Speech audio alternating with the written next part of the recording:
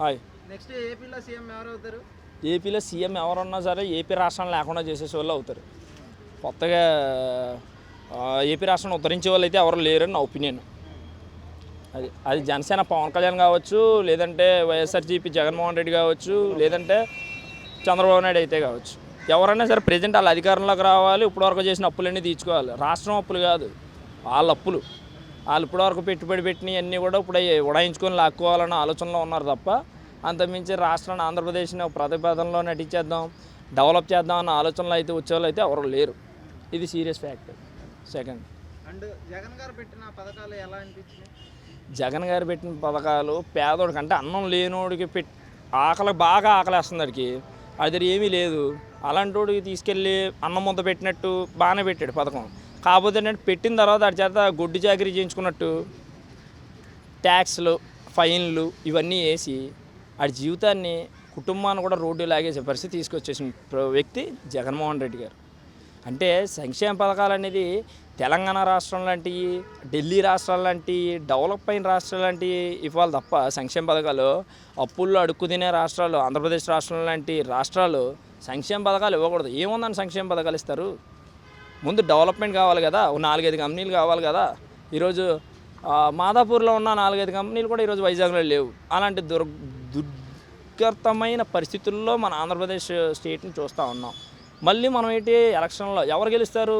చంద్రబాబు నాయుడు, జగన్మోహన్ రెడ్డి, పవన్ కళ్యాణ్, ఇంకా ఆ ముగ్గురే కనబడుతున్నారు. అంటే మరి మిగతా వాళ్ళు ఎవరు చదువుకోలేదా? ఎవరు నామినేషన్లు వేయట్లేదా? ఇండిపెండెంట్గా ఎవరు పోటీ చేయట్లేదా? ఆడేమన్నా పని పాట లేకుండా చేస్తున్నాడా?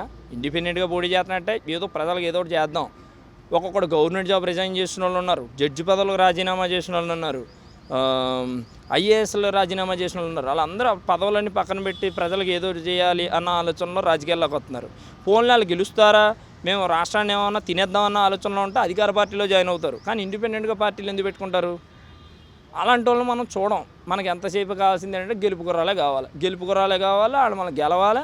మళ్ళీ రేపొద్దున్న మళ్ళీ వాళ్ళ అపాయింట్మెంట్ల కోసం మనం తిరగాల.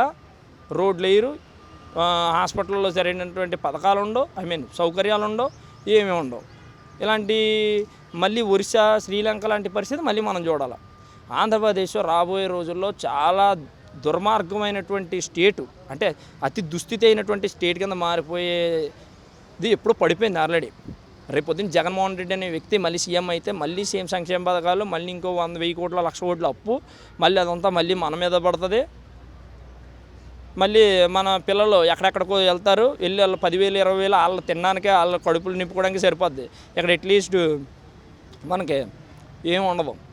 పోన్లీ చంద్రబాబు నాయుడు గారు సీఎం అయితే కంపెనీలు తెచ్చేస్తారనుకోవచ్చు. ఆయన ఏజ్ అయిపోయింది, రిటైర్మెంట్ స్టేజ్కి వచ్చేసారు. ఎలా చేయగలరు?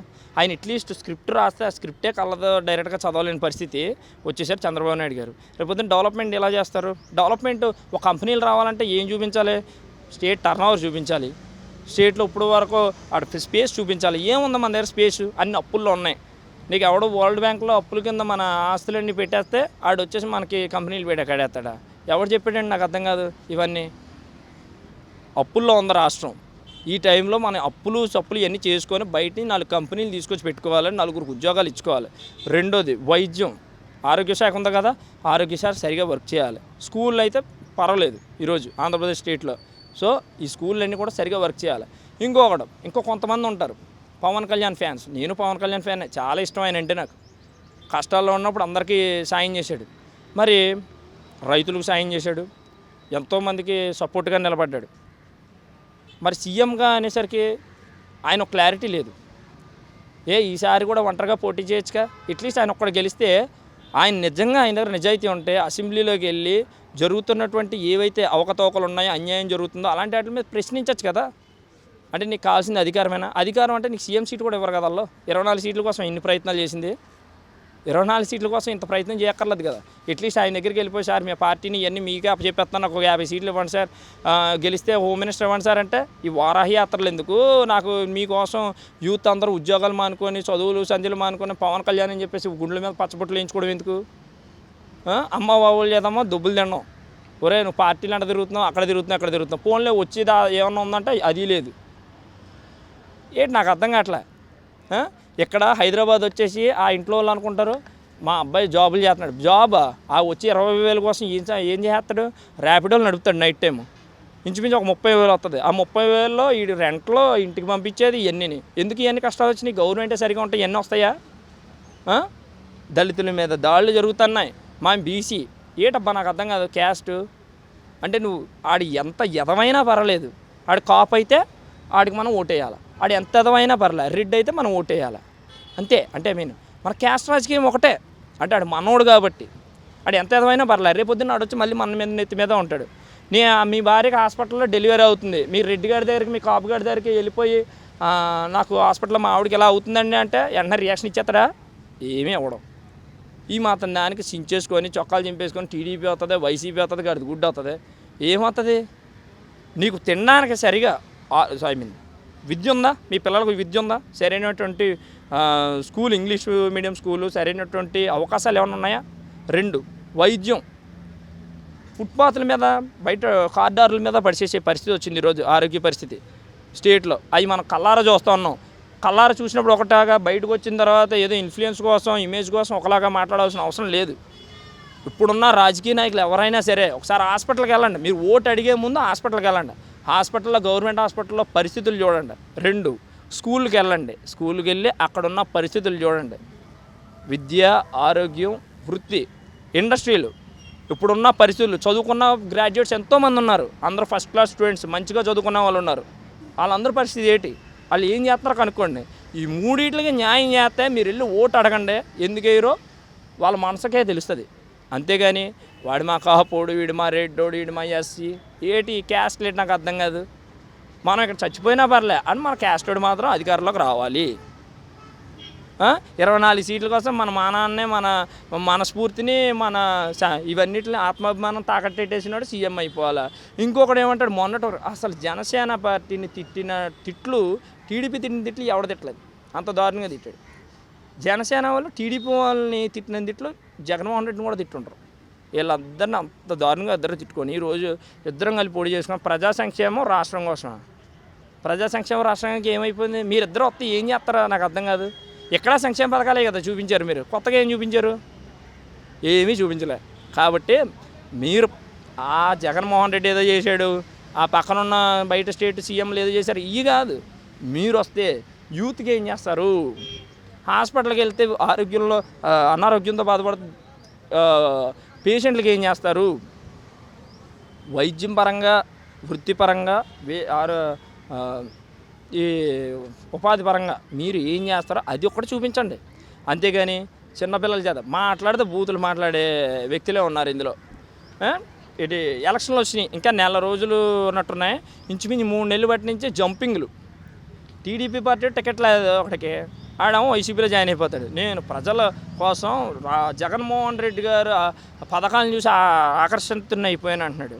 మరి ఇన్ని 5 సంవత్సరాలు బట్టి గుడ్డుగురన్న ఫలితమేవా ఆకర్షితుడు అవ్వకుండా? ఇంకొకడు వైసీపీని టీడీపీలోకి వెళ్ళిపోతాడు. చంద్రబాబు నాయుడు అభివృద్ధి చేశారు, జగన్మోహన్ రెడ్డి అభివృద్ధి చేయలేదు. మరి 5 సంవత్సరాలు బట్టి ఏం చేస్తున్నావు? అవి ఏమో ప్రశ్నించకుండానే అసెంబ్లీలో అంతలా కళ్ళని నీళ్ళు తెప్పించి ఏడిపించినప్పుడు ఏం చేస్తున్నావు? ఈరోజు ఎలక్షన్లు వచ్చినాయి కాబట్టి నీకు టికెట్ లేదు కాబట్టి నీకు నామినేటెడ్ పోస్ట్ ఇది ఇంకోటి నువ్వు దోచుకొని తినడానికి ఇవన్నీ కావాలి కాబట్టి ఈరోజు నీకు పార్టీ ఫిరాయింపులు వచ్చినాయా? అంటే నువ్వు పదవి కోసం ఎంత దరిద్రానికన్నా ఒడిగడెత్తావు నువ్వు. ఒకసారి చదువుకున్నావు అబ్బా మనం. ఒకసారి ప్రతి ఒక్కరు కూడా ఆలోచించండి. ఒకప్పుడైతే చదువుకోలేదు, ఒకప్పుడైతే ఇన్స్టాగ్రామ్లు లేవు, సోషల్ మీడియా లేవు, యూట్యూబ్లు లేవు. ఈరోజు అన్నీ వచ్చినాయి. కొంచెం మైండ్తో ఆలోచించండి. ఒక సినిమా వరకు చూడాలా, హీరో వరకు చూడాలా. అంతేగాని మన రాబోయే భవిష్యత్తుకి సినిమాలు యాక్ట్ చేసే వాళ్ళని హీరోల కింద 40 సంవత్సరాల ఎక్స్పీరియన్స్ని హీరో కింద వద్దు. అవి ఏం వద్దు. మనసుగా ఆలోచించండి. నిజాయితీతో ఎవడైతే ఉన్నాడో ఆ ఎమ్మెల్యే క్యాండిడేట్ని మనం ఎన్నుకొని ఆడికి ఓటేయండి. లేదా ఈ పార్టీ వాళ్ళు ఎవరైనా వస్తే నేను చెప్పిన 3 గురించి ఒకసారి వాళ్ళతో ఆలోచించండి. వాళ్ళు ఇచ్చిన హామీలేటి ఏం అమలు చేశారు? ఈ మూడు సక్రమంగా చేస్తే మీరు అన్నారు కదా, ఇది డబ్బున్న వాళ్ళు డబ్బు లేని వాళ్ళండి. డబ్బున్నవాడికి ఇది వర్తిస్తుంది, పేదోడికి వర్తిస్తుంది, మధ్య తరగతిలో ఉన్నవాడికి వర్తిస్తుంది. 3 తరగతుల వాళ్ళకి కూడా ఈ 3 వర్తిస్తాయి. ఈ మూడు వర్తించినప్పుడు ఆంధ్రప్రదేశ్ స్టేట్ మరో తెలంగాణ కన్నా డెవలప్డ్ స్టేట్ కింద రాబోయే రోజుల్లో ఉంటుంది. ఈ మూడు లేకుండా కుల రాజకీయాలు కుల పిచ్చులతో ఉన్నారనుకో ఛాన్సే లేదు. అది మళ్ళీ రేపు పొద్దున్న మీరు ఎలక్షన్లు అయిపోయిన తర్వాత హైదరాబాద్ రావాలా, మళ్ళీ ర్యాపిడోలు దొక్కాలా, మళ్ళీ టీ షాపుల్లో పని చేయాలా, మళ్ళీ ఇదే పరిస్థితి మనం చూడాలి. కొత్తగా ఏమీ లేదు. కాబట్టి రాబోయే రోజుల్లో స్టేట్ ఏ విధంగా ఉంటే బాగుంటుందో అది ఆలోచించండి. చంద్రబాబు నాయుడు వస్తాడా, ఇంకోటి వస్తాడు. చంద్రబాబు నాయుడు వచ్చి ఇంకో 10 సంవత్సరాలు ఎవడన్నా ఉంటాడా? చంద్రబాబు నాయుడు 10 సంవత్సరాలు ఉంటాడా? ఇట్లీస్ట్ 5 సంవత్సరాలు పూర్తి అయ్యే వరకు ఉంటాడా? చెప్పలేము. రాబోయే రోజులు మనం ఎవరు ఊహించలేము. కాబట్టి సరిగా ఆలోచించి ఎన్నుకోండి. ఇది ఒకటే నేను ఓపెన్గా చెప్తా ఉన్నా. Thank you very much.